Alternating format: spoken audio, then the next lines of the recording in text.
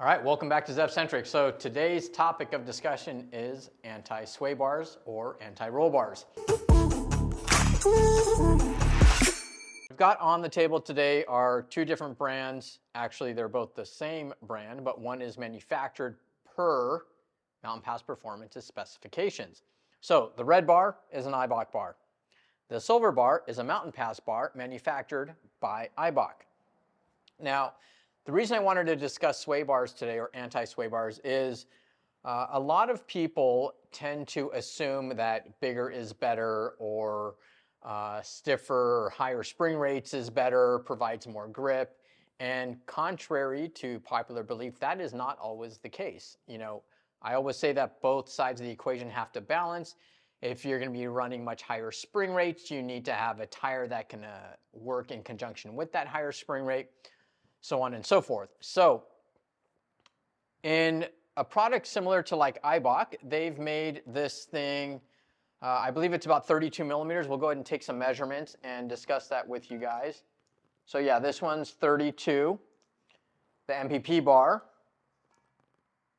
is around 29. The Eibach rear bar is around 22. And the MPP rear bar is around 19.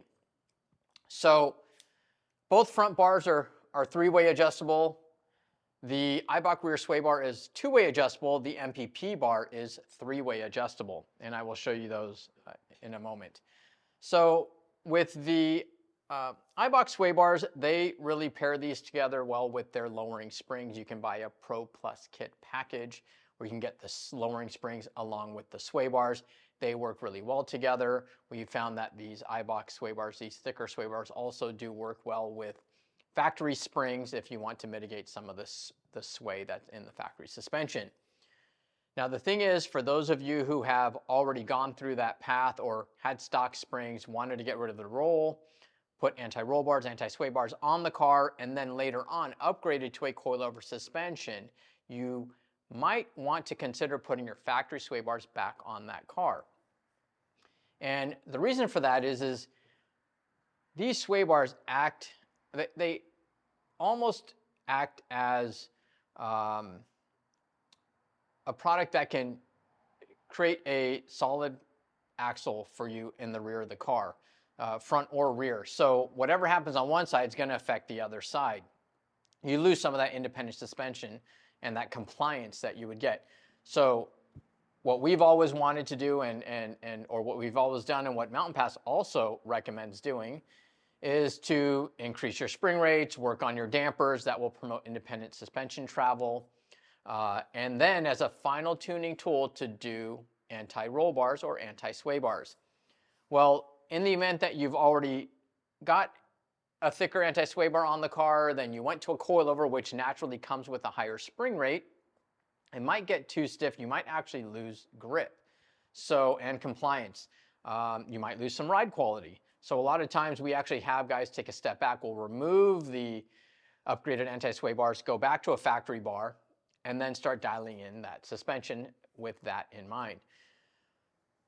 Now what Mountain Pass has done is they've designed a sway bar, an anti-sway bar, to work in conjunction with their coilovers. It'll work well with other coilovers as well. But they've kind of given you a happy medium between the factory sway bar and an upgraded sway bar, an aftermarket sway bar that's much thicker. So they've kind of filled that void in the middle so that we can fine tune our coilovers, our spring rates to work in conjunction, or to have these sway bars work in conjunction with those spring rates that we now have. So Eibach hasn't exactly published how much stiffer or what the spring rate of these anti-sway bars is. MPP has given us some percentages. I don't actually know the rate, but the front bar on the softest setting is 14%, the softest setting being the furthest point out. So if I was to take this bar, the furthest point is going to be the softest, and the closest is going to be your stiffest.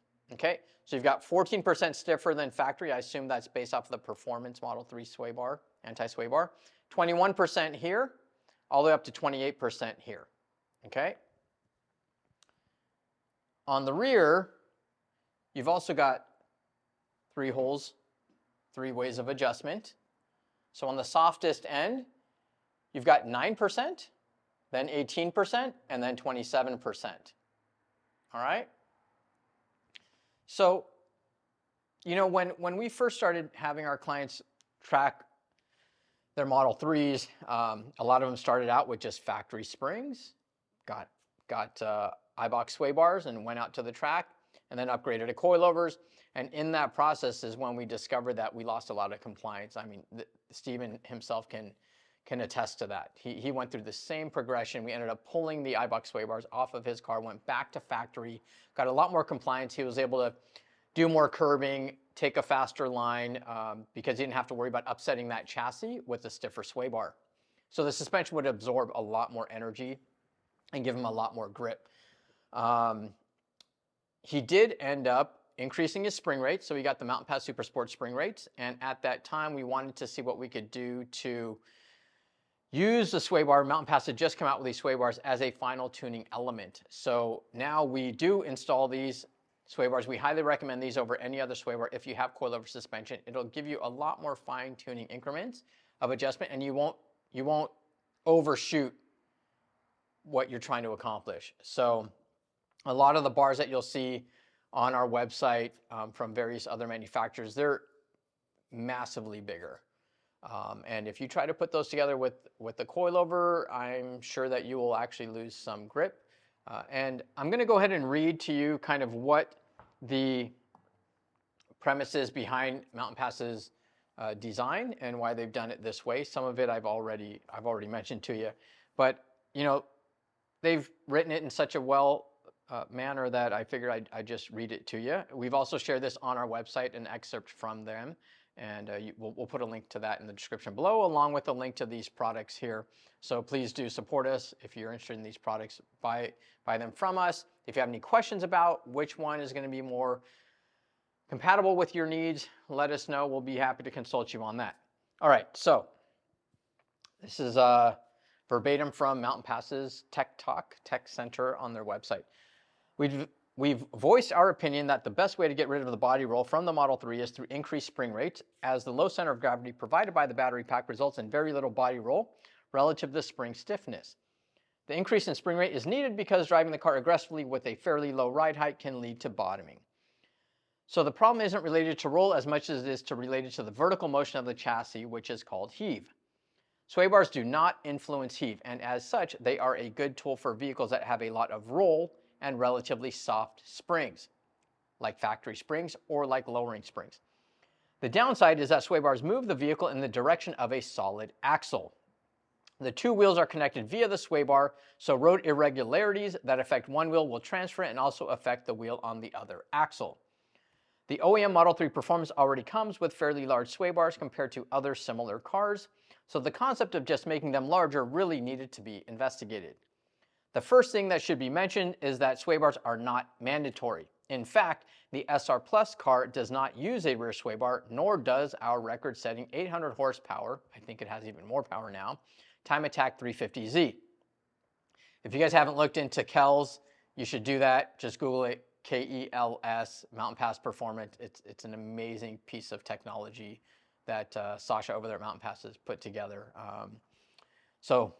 Back onto this. So sway bars should be thought of as a tool to perform a job, and bigger is not always better. In fact, a common mistake with aftermarket suspension tuners is fitting springs, bars, and dampers that are too big or too stiff, which reduces compliance with the road and removes total grip while also making the car more edgy and harder to drive at the limit.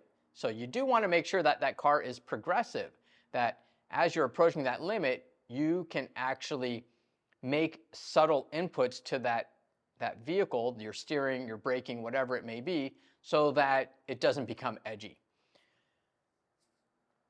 This is exactly what we experienced during testing on the track with large aftermarket bars. Once we tested our solution on track, it was clear that we were headed in the right direction. Our recommendation continues to stand that if you want less roll, install stiffer springs. Use bars for tuning the balance and don't make them too big. Very, very wise words, you guys. We have been prototyping our bars for over a year, over a few thousand kilometers of driving. A common issue with anti-roll bars is bushing play and noise, so we want to do some real-world driving to ensure the bushings would not be an issue. There are no noises to report, so we're hopeful the bushings will survive the life of the car.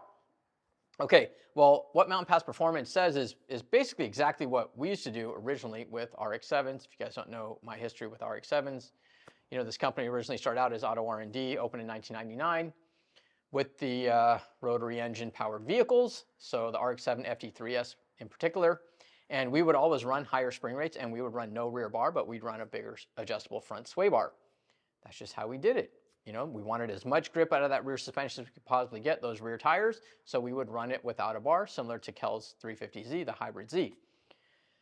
So there you go. That kind of puts everything in a nutshell. Again, if you guys have any questions about it, let us know. Another great benefit, another feature that Mountain Pass has given us is these shaft collars. So you'll notice that the rear bar here has some stops on it. Okay, so Eibach originally did not have these stops on it, and later on they revised their bars to include these stops. So now it is on the MPP bar as well as the Eibach bar here. Okay, so the front bar, however, does not have any stops. So this is an issue because you might have some walking of that sway bar. So what Mountain Pass has done is they've actually manufactured their own shaft collars. And these collars will basically clamp onto the bar to prevent lateral movement of that bar. It'll keep them in position. So this is an added bonus if you were to get the Mountain Pass Performance bar. So the Mountain Pass Performance bar is about $575. I think shipping on average is about 50 bucks.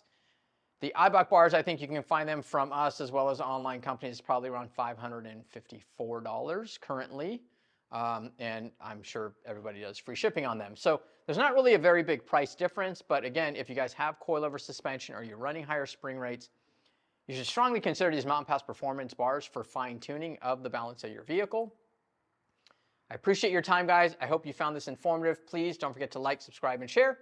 If you're interested in any of these products, we'll put links in the description below. We will also include a link to our blog site where we've included the excerpt from Mountain Pass Performance's Tech Center on their website. And if you guys have not checked out our Patreon account, please do so at patreon.com/ZevCentric. We only have one membership right now. It's $5 a month. If you guys are interested in any of these t-shirts, this is a new release. We'll also put a link in the description below. This is our ZevCentric Electrifying Motorsports t-shirt. And again, guys, thanks for watching. We'll see you on the next one.